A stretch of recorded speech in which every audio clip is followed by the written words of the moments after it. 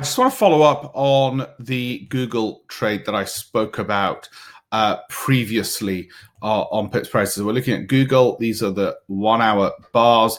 You know about the signal there. Obviously, we've got the stop loss listed there, which is highlighted there. And we've got the buy, which is this green line, which is over here. You all know this anyway. You also know how we find these, the pattern recognitions, the price confirmation, the multiple indicators across multiple timeframes, and our algorithms looking for all of those things.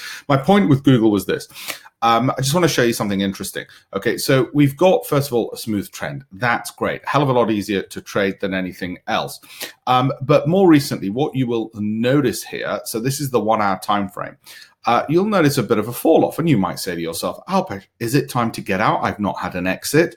Although if you've got a trailing stop loss, and if it's a dynamic trailing stop loss, you might already have had it.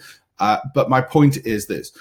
Some of my apprentices, what they'll do is, whilst they're looking at the 1 hour time frame, they may decide, right, I want to be a bit risk averse, so I will exit, where we go on the 30-minute time frame. So I've just clicked the 30-minute window there. They see a sell signal on the 30. So they say, I'll buy on the 1 hour, but I'll sell on the 30-minute.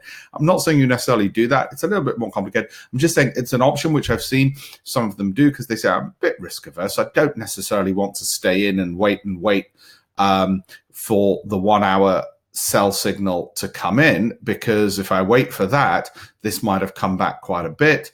I'd rather, like I said, buy on the 1 hour, sell on the 30-minute, or vice versa. And they might not sell the whole position. They might say, well, if I get a sell signal on the 30-minute, I'll sell half the position.